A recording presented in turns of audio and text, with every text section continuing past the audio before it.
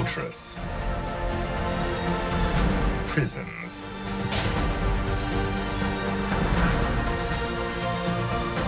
Towers. The castles have witnessed our history for centuries. In Europe, over 100,000 are still standing, 1,000 years later. Let's visit the most spectacular and most mysterious castles. We will discover the secrets that are hidden behind their walls. And we will relive their long-lasting legends.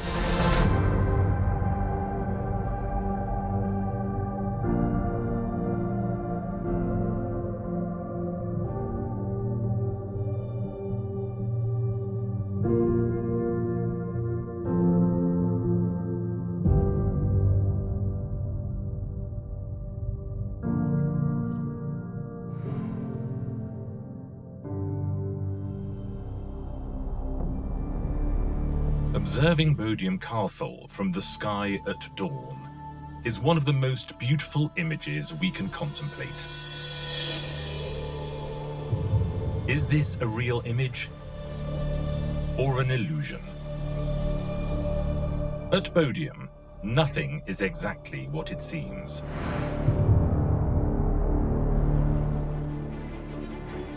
Rising out of the water, surrounded by reflections that are both mysterious and evocative, Bodiam Castle was built in the 14th century using a marvelous trick. A trick that has been used for centuries in architecture, painting, and photography, and which goes by the name of forced perspective. Forced perspective is a very clever architectural trick which is used to make a castle appear bigger than it actually is. It was something that was done by the owner, Sir Edward Dallin Grigg, to prove that he was bigger, more important perhaps, than he actually was. And why would anyone want to use a visual trick with such a beautifully designed castle? So it was using trickery to fool advancing enemies into thinking it was a much bigger castle. And we also see that it's surrounded by a huge moat. And again, this was reflecting back the size of the castle in the waters, creating a much bigger impression than was actually physically there.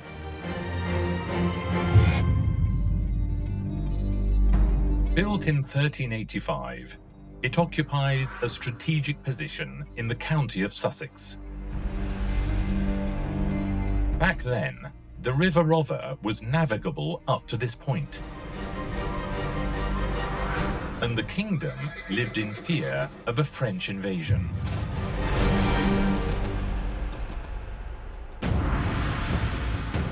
When you see it for the first time, the castle makes an impression. Its imposing grey stone battlements, surrounded by a wide moat, in which the reflections increase the sensation of power, convince you that you are looking at a redoubtable fortress. This visual trick with the water is enhanced by the height of the battlements and the fact that they are close together.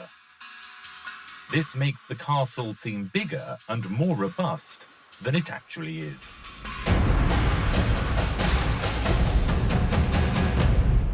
If you look at the battlements on the top, they're actually smaller than they would need to be in real life, as are the windows on the upper stories. And this creates the illusion of them being further away, and thus of the building being higher than it actually is. Everything is a question of appearances, and that is Bodiam's great secret. It has very little defensive capability. When you see its battlements up close, they are indeed small, and its interior is more akin to a private residence of the time than to a fortress. The castle itself is actually really small. It's a very, very minute, almost like a manor house, but the walls cast over the water just give it this false perspective and enable the viewer to think that it's much more big and much more impressive than it actually is. However, Bodiam has some great innovations to make the most of its size. Its owner, Sir Edward Dalingrig, drew on his experience in the war with France to import a number of details. Inside, we find an extraordinary curiosity: the water wells. There were wells in the center of each tower. One theory has it that this was to enable access to an abundant supply of water for boiling and pouring over enemies from the walls, or from the murder holes in the main halls if they managed to get in, but also for survival.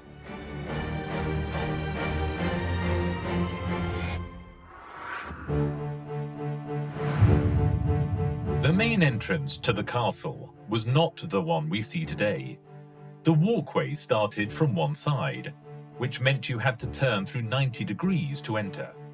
This prevented enemies from attacking the main door with burning carts launched in a straight line. The design of the main towers made it possible to defend against invaders attacking along the walkway. These towers and the bridge also feature prominently in two practically secret legends. One story from Bodiam is that there is a ghost of a red lady seen up in a tower. She stares at the horizon, her eyes fixed on something.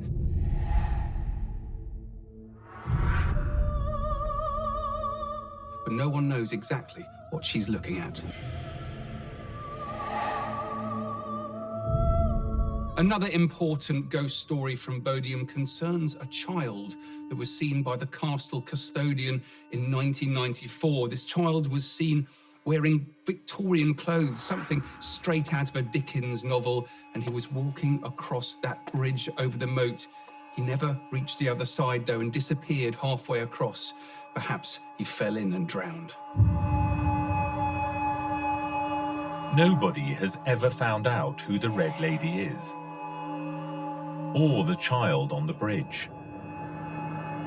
Some also claim that at night sometimes you can hear strange voices and chanting in indecipherable tongues.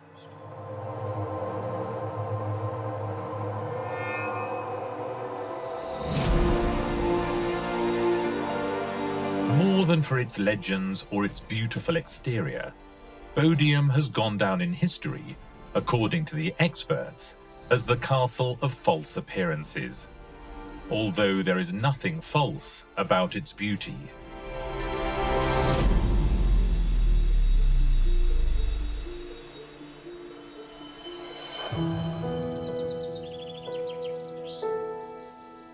Nestling in kilometers of green countryside, with its unique pointed towers, Glamis Castle looks like a fairy tale castle.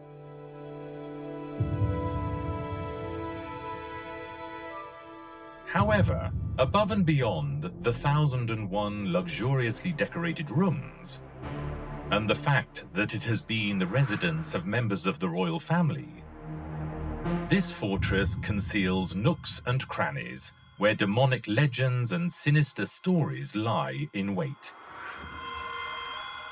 Glamis Castle has an extraordinary history. It's one of the most haunted castles in the British Isles. The origins of Glamis Castle date back to the 14th century, after Robert the Bruce, one of the most venerated leaders of Scottish independence, ceded the land to the Bowes-Lyon family. In the 14th century, the Lyon family owned Glamis Castle, but that became the Bowes-Lyon family in the mid-18th century, and the Bowes-Lyons were very important. That's because Lady Elizabeth Bowes-Lyon was actually the mother of Queen Elizabeth II of England. As the centuries went by, the humble original tower was extended until it became the fortress we see today, which still belongs to the same family.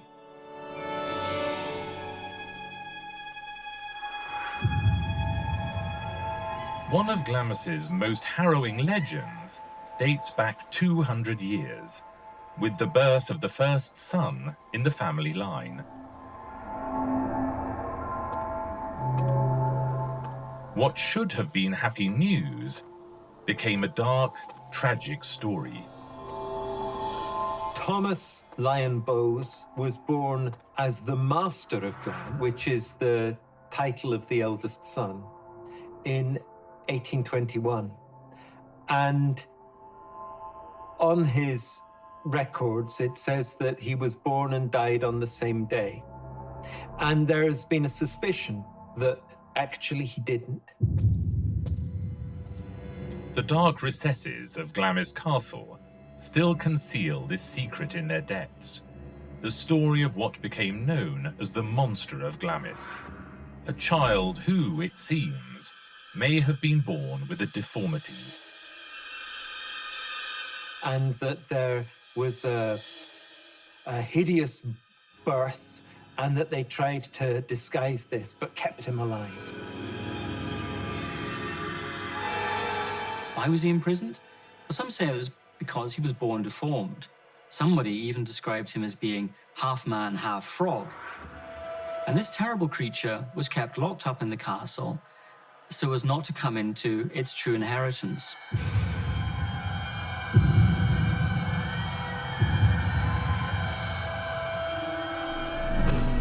Glamis became immersed in darkness and the most deathly silence. It is not easy to hide something like this in a castle of this size, which, despite having many lounges, staircases, and rooms, also has a lot of serving staff. And so the legend grew and became an open secret. It's possible that this human prisoner, this monster of Glamis, was once discovered by a maid, but to prevent her from telling anyone, she had her tongue cut out, and she's said to be seen walking the grounds, holding on to her mutilated mouth, dripping with blood.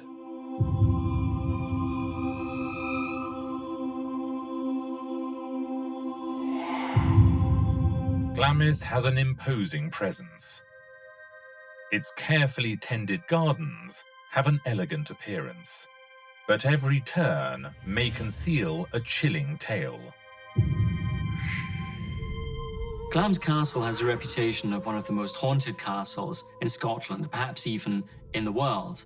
And there are so many legends connected with it, it's difficult to choose any particular one. One of these macabre legends is that of Earl Beardy, a cruel aristocrat known for his love of gambling. Beardy is said to have been a violent and a dangerous man. He was also an alcoholic and a gambler. One night he was gambling at cards with a friend of his, Earl Crawford, and the night was getting late. His steward warned him, and he said, "Sir, it is nearly midnight and tomorrow is the Sabbath." Beardy knew that he shouldn't gamble on a Sunday, but he said, "I will gamble until doomsday, or I will even gamble with the devil himself." The legend has it that the devil did indeed appear to play cards with him. When the clock struck midnight, there was a knock at the door, and a tall stranger appeared. The steward left them to it, and there were soon noises, shouting, violence, and struggle. He came down in the morning. The stranger was still there, watching, and Earl Beardy and Earl Crawford had been engulfed in a ball of flame. It's said that that stranger really was the devil, and that Beardy and Crawford had gambled away their souls. The castle has been haunted to this very day, with the sounds of Beardy and Crawford struggling with the devil.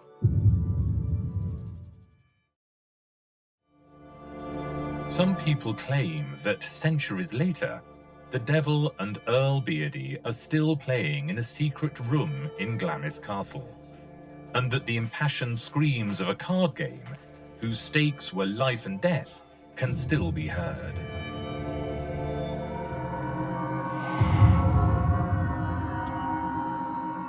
Another of the tormented souls that many claim to have seen wandering around the gardens at Glamis is Janet Douglas, the Grey Lady. She was accused of poisoning her husband, John Lyon, in 1528. And there was no evidence for this at all, but he was determined to get his way. And so he had her family tortured. And in the end, her son confessed. And so she was burnt at the stake alive. And her teenage son was made to watch her burn. How many generations of earls and countesses have heard the truculent stories of Glamis? How many secrets have been told in hundreds of aristocratic dinners? The walls of Glamis are full of secrets, and they will continue to be for a few centuries more.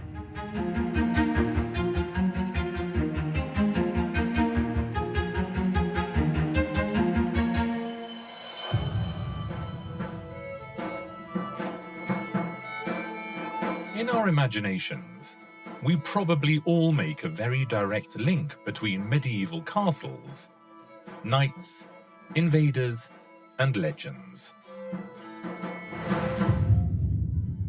Bamburgh Castle is the perfect example.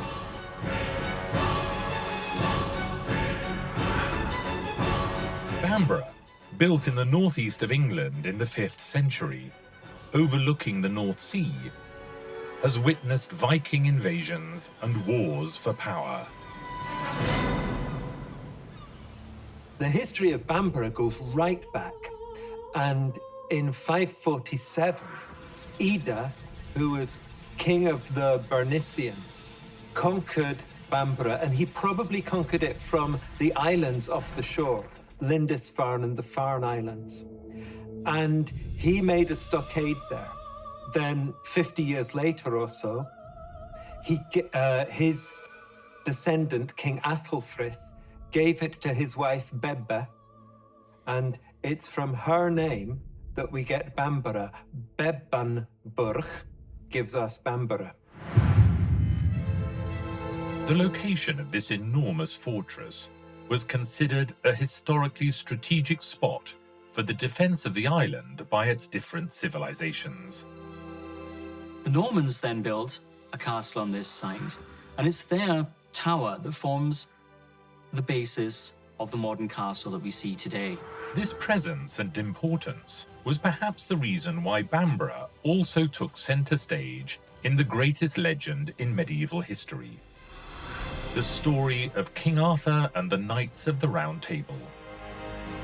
It's also believed that Bamburgh Castle might be the castle that belonged to Lancelot, one of King Arthur's Knights of the Round Table. It's said that Lancelot went there and he defeated 20 other knights in a very famous knight called the Copper Knight, and he named that castle Joyous Guard. This idea comes from the novel Le Morte d'Arthur, written in 1469 in prison by a knight who had fallen from grace, called Thomas Malory.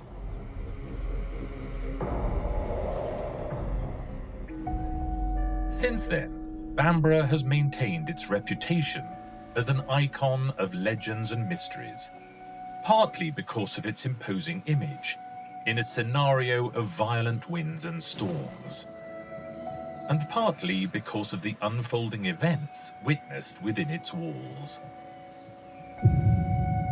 It's said that Bamburgh Castle is haunted by a lady in pink. Now, this is believed to have been a local princess who fell in love with a boy, but her father did not approve, and he sent that boy away for 7 years.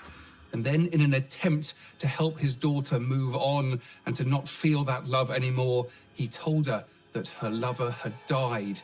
This was not true. Now, to cheer her up, he got the castle seamstress to make her a beautiful gown in her favorite color, pink.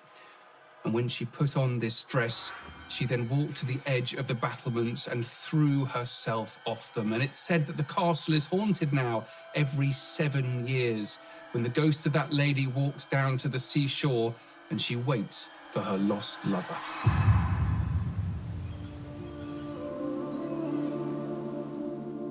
Hundreds of people visit it every day, enjoying its carefully tended interior. Discovering the stories of knights bordering on the mythological. Listening to narrations of epic battles against invaders from over the sea. Tragic tales of love and fantastic legends. If Sir Lancelot were real, he couldn't wish for a better castle.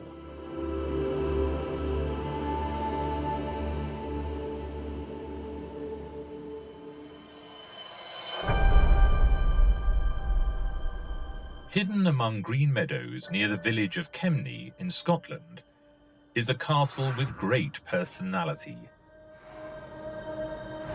Castle Fraser, the Castle of Secrets.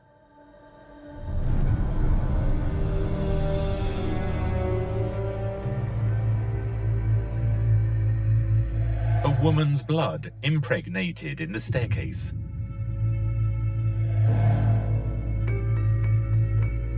Notes of a piano being played at unearthly hours. The spirit of a woman dressed in black roaming the garden.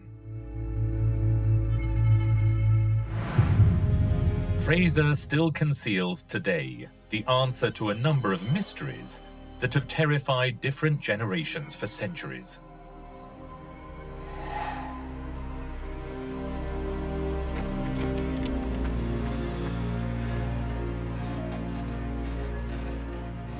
This castle's unsettling personality begins with its construction, which gives it a very original appearance in terms of shape. Originally, Castle Fraser was built as a simple stone tower.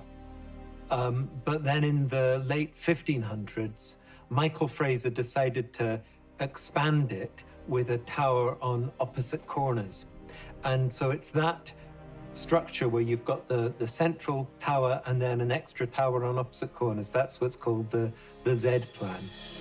After that, two long wings were attached, which gives Fraser its most distinctive U-shaped design we can see today. The work involved the Fraser family in 60 years of refurbishment, with the original tower as the starting point. Many master builders were involved in the updating of the castle. It is believed that one of the most prestigious master masons of the 17th century left his mark on the north side, John Bell of Midmar. There is a stone which is carved with John Bell's, his initial and then the name Bell. Of course, in the old days, there was no real difference between the letter I and the letter J. So you'd write the name John with an initial I instead of where we would use a J today. But if there is one thing that endures at Fraser forever and ever, that is its legends, which are just as much a part of it as its walls. The most well-known is that of a woman, apparently of noble lineage, murdered in this bedchamber, called the Green Room.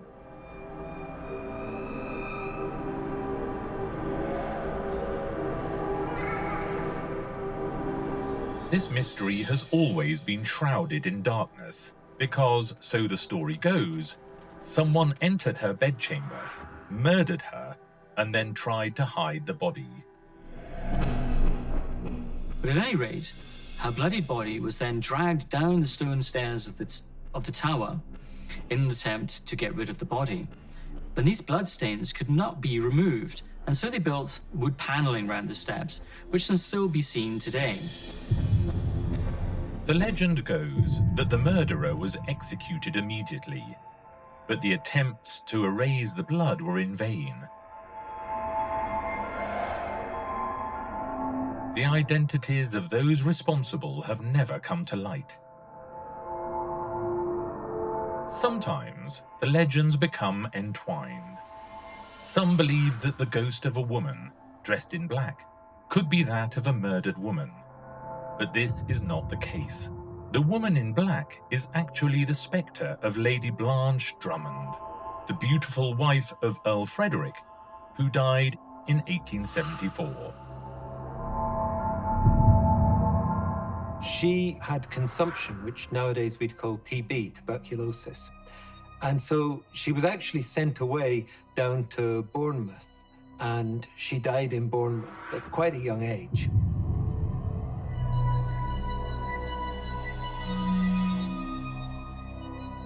She is, however, believed to return to the castle in the form of a ghost, wearing a long black gown. And there is, in fact, still a portrait of her hanging in one of the rooms of the castle, in her distinctive long black gown.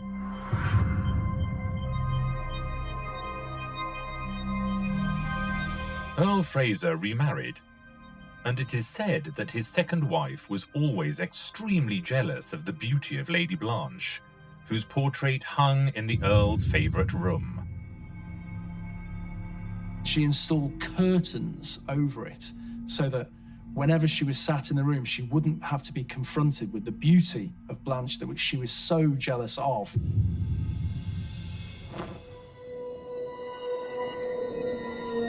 On many evenings, the castle's silence is broken by notes being played on a piano.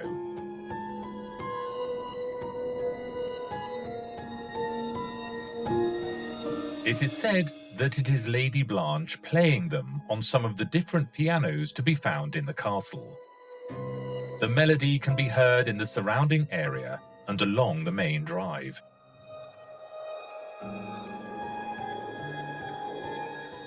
And although there were never children at Fraser, the kitchen servants sometimes heard children whispering and laughing, and also calls from empty rooms.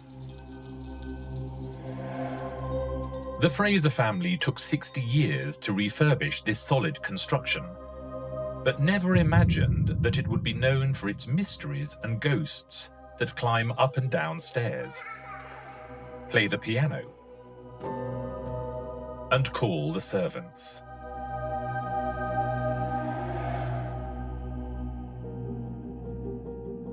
Does it have more secrets hidden behind its walls?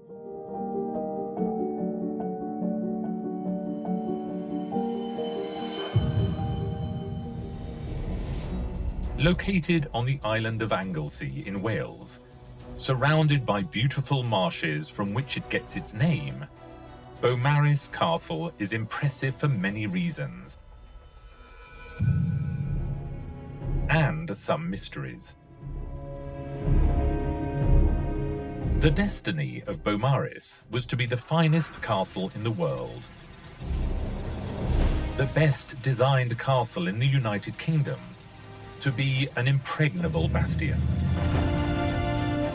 King Edward I was determined to create the finest military structure of its time.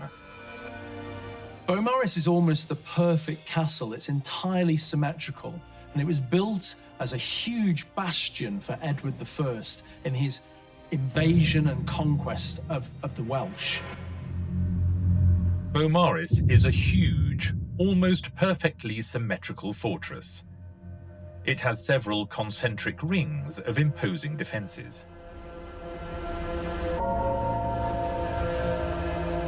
The moat has its own dock. Supplies could be brought in by water from the nearby estuary. The external walls were prepared with 300 ingenious arrow slits for archers, and all the entrances have murder holes that could be used by its defenders to pour boiling water or oil. Beaumaris is very often seen as the ultimate castle, perhaps the best castle in terms of military defense that was created in Europe in the Middle Ages. Certainly the most powerful castle in Britain, even though it was never finished. The man responsible for its construction was the royal architect James of St. George, who also created Conwy and Caerphilly Castles.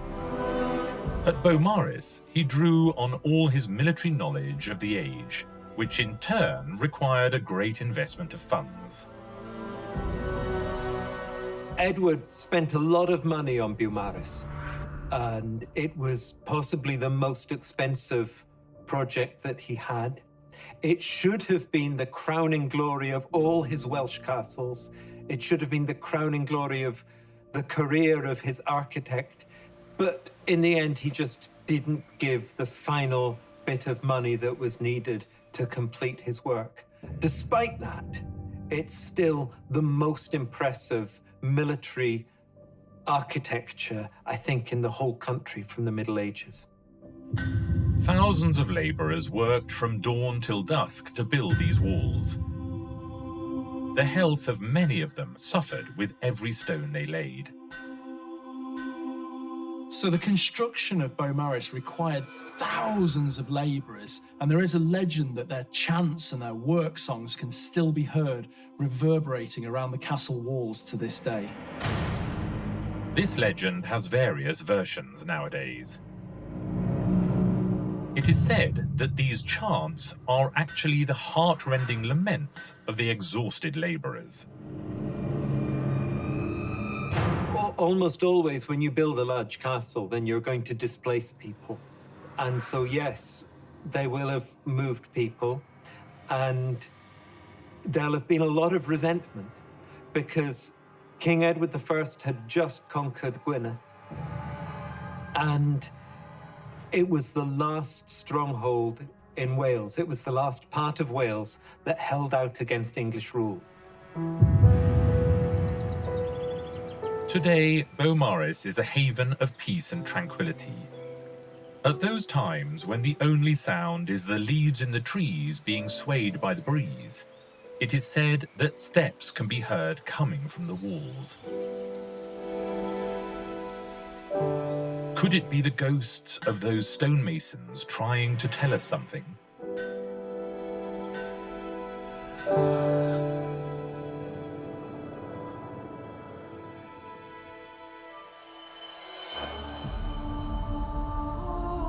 If the Middle Ages have bequeathed something to us, it is stories and legends of war played out by characters with a strong personality. The historical epic in this imposing castle goes by the name of a woman, Gwenllian Ferch Griffith. Here, at Kidwelly Castle in South Wales, the beautiful Princess Gwenllian was decapitated during the fight to expel the Normans from this fortress, a struggle worthy of those medieval stories. And the legend has it that her headless body roams tirelessly around passageways, towers, and the surrounding area. Kidwelly is said to be haunted by a headless ghost. This is believed to be Gwenllian, and she was a warrior princess who was forced to raise her own army to defend her people against the invading Normans. Unfortunately, she lost the battle and had her head cut off, and ever since people have claimed to have seen her headless ghost looking on the battlefield for her missing head. 10th century scribes left a written testimony of the heroic deed of this young Welsh princess, who, in her husband's absence, tried to support the local revolts against the Norman invaders. Accompanied by 2 of her sons, she laid siege to Kidwelly, one of the most emblematic and carefully constructed fortresses of its time. Gwenllian Ferch Griffith was a local Welsh princess. She was fiery, she was trained as a warrior, and she decided to attack Kidwelly Castle with another Welsh prince. But that other Welsh prince, he betrayed Gwenllian, and he told the Normans of her position. She was outside the castle, blocking off a road into which supplies to the castle would come.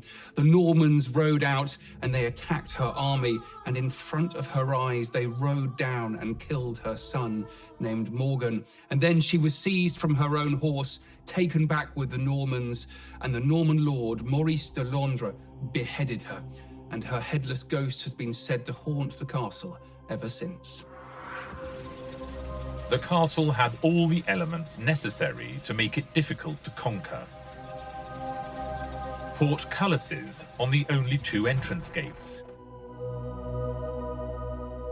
carefully designed arrow slits that covered all the angles,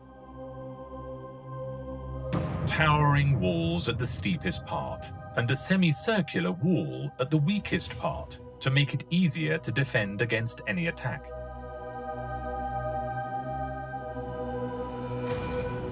The Normans locked any Welshmen they were suspicious of in the dungeons, another feature of the castle.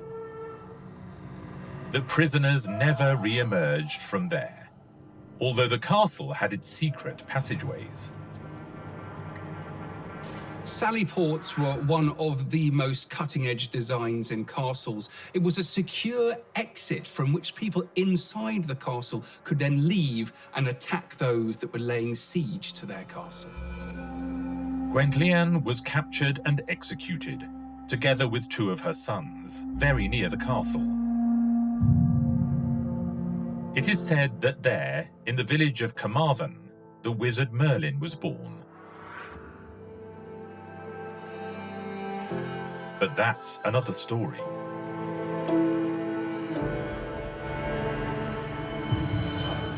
Seen from a distance, it is impossible to predict that this elegant castle, situated in Aberdeenshire, is the standard bearer of Scotland's enchanted castles.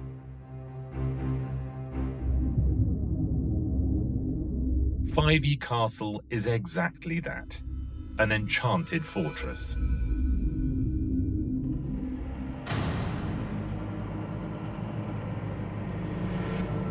We are going to tell you the story of the most tragic and spine-chilling events that surround Fyvie. Apart from murders, secret chambers, curses and legends, it is said that up to 9 different ghosts have been either heard or spotted in spectral form in its elegant rooms. Lady Lilias Drummond was the beautiful lady of the castle. She had married the Earl, Alexander Drummond Seton, in 1592, a happy marriage. But then the children arrived, or rather, the daughters. Lady Lilias gave birth to 5 girls. Like all the noblemen of the period, the Earl craved a male heir to continue his line. He sought solace in the arms of a lover and focused his rage on Lady Lilias. Fyvie Castle is said to be haunted by Lady Lilias, who is known to have been kept prisoner and punished by her husband for failing to provide him with an heir. A rescue attempt was launched, but it failed, and she was punished again by having members of her family murdered and their body parts thrown past the window. Eventually, she starved to death in that very room. Legend has it that Lady Lilias died of starvation, but it is also said that she was murdered, and that the blood spilt in the room where she was locked away has never been erased. He remarried not that long after. He married Grisel Leslie, who was the cousin of Lilias.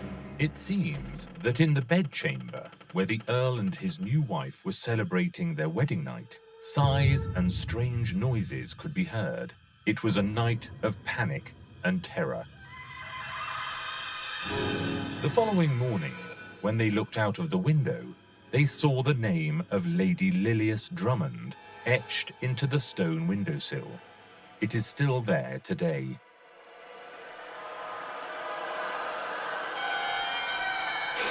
It is said that the ghost of the Countess appears often, wearing a green dress, and that it keeps the other Fyvie ghosts in check.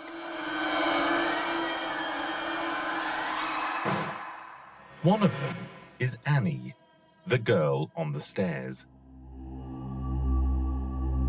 Some say that actually she's been captured on film. Others say they've seen a ghostly adult walking away with her up the stairs. In fact, it's even claimed that she's been made contact with. And when asked if she minded visitors to the castle, she said no, because she had someone to play with. Nobody knows who she is. It is not known whether it is the soul of one of Lady Lilius's daughters or some other unexplained death.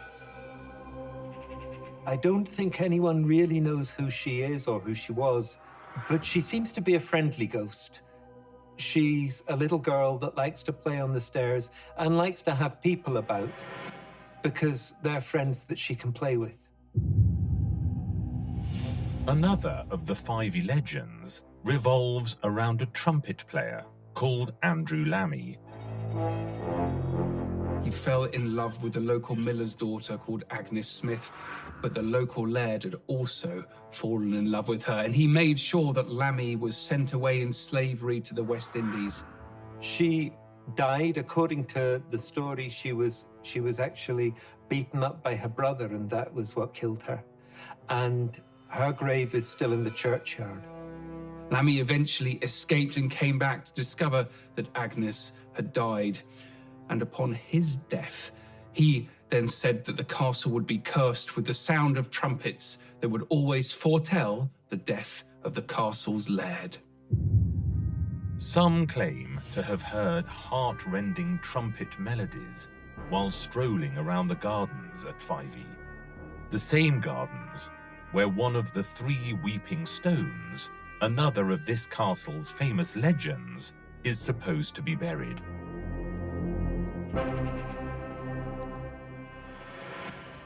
This relates to the period when it was built and comes from the Middle Ages. Fyvie Castle was built with stones taken from church lands, and Thomas the Rhymer said if those stones were not replaced, then there would be a curse on the castle. It would never pass down the male line for more than 2 generations. 2 of those 3 stones have been discovered, and it's said that they weep, that they produce water whenever a tragedy is about to befall the owners. Hence the name Weeping Stones. And it is true that for generations, the heirs of Fyvie have never lived in the castle. Perhaps they would find it unpleasant to live in a residence which still has a woman's skeleton within its walls. A skeleton that was uncovered 100 years ago during renovation work. This was in the 1920s, and they buried it in the churchyard. But after they buried it, then strange knocks and noises were heard, and you couldn't get peace in the castle at all. And so they had it disinterred again and put back into the same place where it had come from, and everything returned to normal, and everything was peaceful again in the castle. The possible identity of this woman has never come to light, nor even the exact spot where she is to be found. It is said that there is a dungeon in the basement that might be the skeleton's resting place, and that anyone opening the door will be cursed. 2 Earls of Fyvie died after doing so, and their wives went practically blind.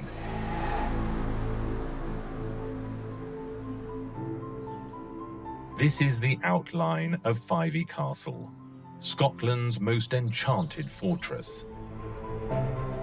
Don't say we didn't warn you.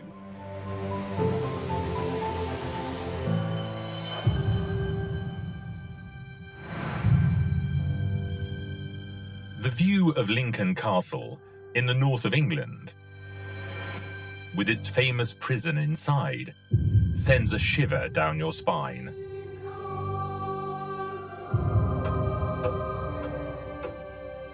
The fortress buildings, but particularly the brick walls of the prison, evoke moments of horror involving men, women, and children imprisoned for crimes of all kinds.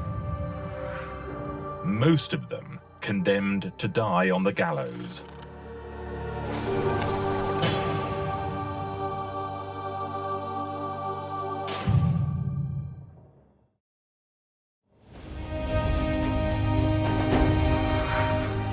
Castle was built in the 11th century by William the Conqueror, a descendant of Vikings. This place has always been a settlement for warriors, Celts, Romans, Saxons, Danes. But its structure was converted into a prison in 1787. Lincoln Castle is fascinating for its layers of history, a Norman stronghold and also a prison. In a corner of the courtyard, a scattering of gravestones still exist in memory of the 38 prisoners executed on the gallows, the majority of them at the hands of an executioner who became sadly famous, William Marwood. Not everyone knows the secret of this cobbler turned hangman. Marwood invented the long drop hanging technique. He carried out years of research in an attempt to make the convict's death more humane. Using a longer rope than usual, the prisoner's neck was broken rather than them dying of slow strangulation. Somewhat macabre, it is true, but more compassionate than the previous method.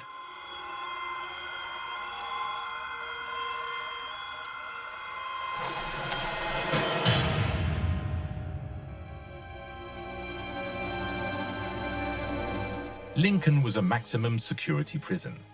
It is said that sometimes, instead of hammocks, the prisoners slept in coffins, just in case they died during the night.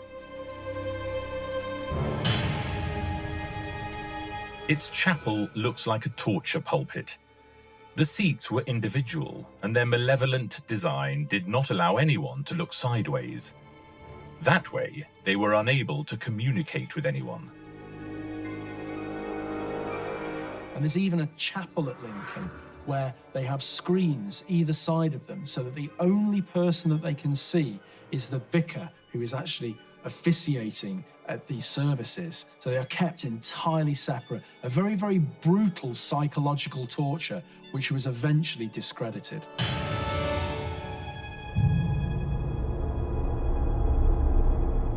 The legend of Lincoln has it that strange presences can be felt in the chapel, and a sudden chill is experienced.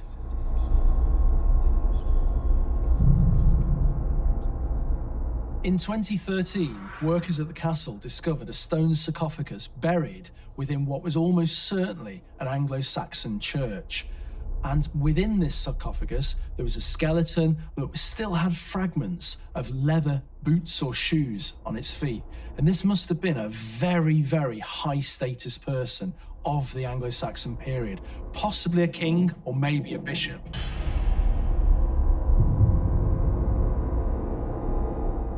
What is not in doubt is that this prison makes your hair stand on end.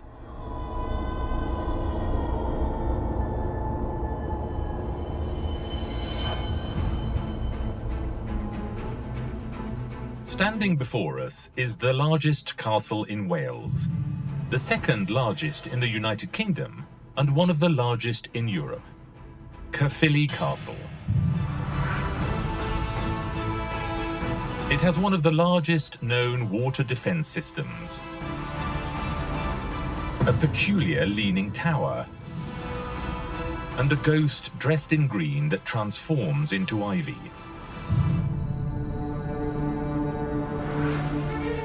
Red Gilbert was given this nickname because of his red hair. A man with a fiery temper and violent character, he had Caerphilly built in 1268. In a display of power that can be seen from the large area of land it occupies, and from its enormous moat, which was a real feat of engineering for the period. Caerphilly has an enormous system of water around it. It's a whole sequence of moats and lakes and meres to create this enormous aquatic landscape, which is partly there to defend the castle, but also to demonstrate just how powerful its builder was by being able to tame the landscape in such a way. The design of Caerphilly Castle is remarkable. It's one of the earliest concentric castle designs in the country. That means that there's an outer ring of defense which mimics the inner ring, creating an area where an attacker would be exposed to fire. From the air, we can see Caerphilly's defensive rings perfectly. The moat, although not particularly deep, prevented enemy troops from advancing in the conventional way. We can also see from various perspectives the inclination of one of its towers, the so-called Leaning Tower. One of the more noticeable things about Caerphilly Castle is its leaning southeast tower, sometimes called the Welsh Tower of Pisa. But actually, with a leaning angle of over 10 degrees, it's leaning more than the Tower of Pisa. The tower has a leaning angle of more than 10 degrees, which is even more than the famous tower in Italy. It was said that it may have resulted from an explosion or an artillery attack. One of the towers at Caerphilly is leaning over at quite a crazy angle. It's sometimes rumoured that this was a result of slighting during the Civil War, but it's almost certainly a result of subsidence after the moat was drained and the land has actually moved, creating that lean in the tower.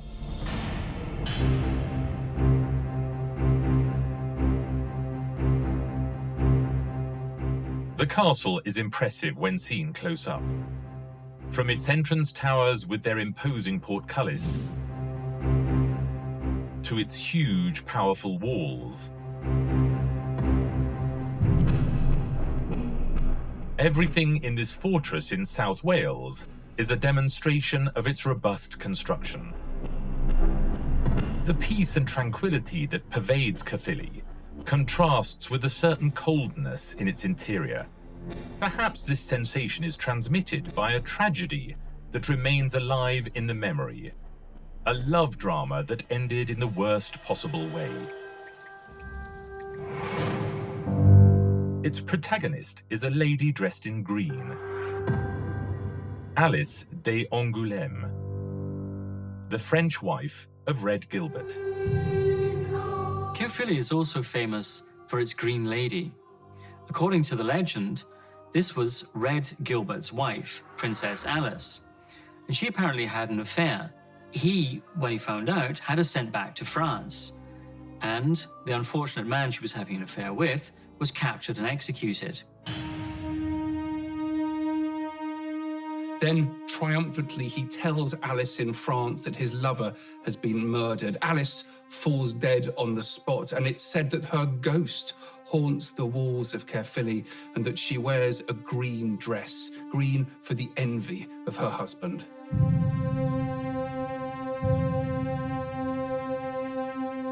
It is also said that the ghost of the lady in green is given this name because it can transform itself and appear in the form of the vegetation that is permanently present in Caerphilly.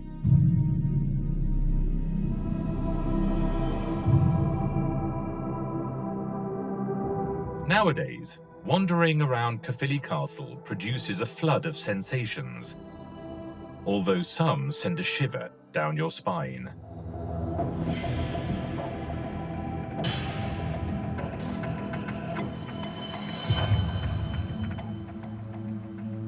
In the estuary of the River Conwy, on the north coast of Wales, this impressive fortress bearing the same name rises above the water. It was intended to control the coastal areas and prevent incursions into the territory along the river. Conwy forms part of the group of castles built on the orders of King Edward I after conquering Wales at the end of the 13th century, like Beaumaris and Caerphilly. Of all of them, Conwy was the most expensive. It is said that the king invested almost £20,000 at the time in creating this defensive wall, fearing a Welsh revolt. As part of Edward I's invasion and conquest of Wales, he built the Iron Ring around North Wales, a system of castles which included the Castle of Conwy. So he built these 3 castles, and Conwy is one of the most impressive. And it's a concentric castle like the others, and it's the work of his great mason, James de St. George. The royal architect looked to take advantage of the rock on which the castle stands to prevent tunnels being built by possible attackers. It has 2 wards, an inner one and an outer one, which overlooks the coast. Its 8 towers have walls more than 4 meters thick. The castle is also built on 2 levels, thanks to the land and the design of its walls. Conwy Castle has an outer curtain wall, and then inside that you have another castle. And so when people take the outer wall, then they've still got a castle to take inside that. And the relative heights are such that you can shoot down from the inner castle onto people in the outer castle. Unlike other castles in Wales, Conwy's construction was adapted to the land and thus did not have a concentric floor plan, and also lacks an imposing entrance. Access to it was over a bridge crossing the estuary, which gave it an extra element of security. So Conwy has a very, very elaborate defensive system which involves gate after gate after gate with portcullises and arrow slits and fields of fire to ensure that it was an incredibly difficult castle to take.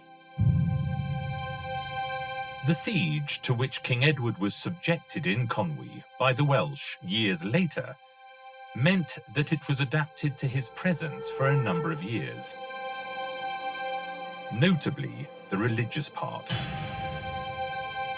It's said that the castle was once built near a monastery, and in spite of all of this enormous military architecture, that sense of the place being religious has never left, and it's known to be haunted by monks. And it is said that today the monks can still be seen, and remarkably, they seem to be levitating monks. People have seen them rising up into the air.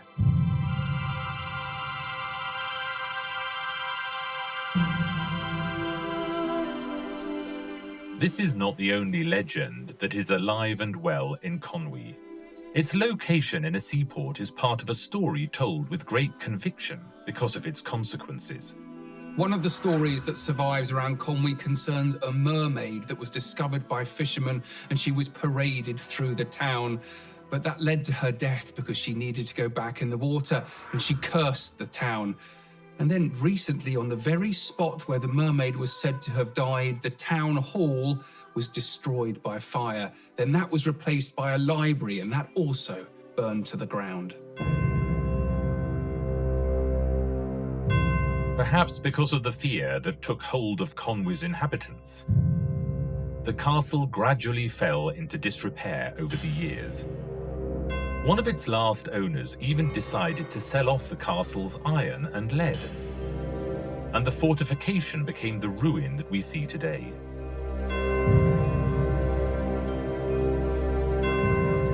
A gloomy, desolate ruin, perfect for telling stories of cursed mermaids and ghostly monks.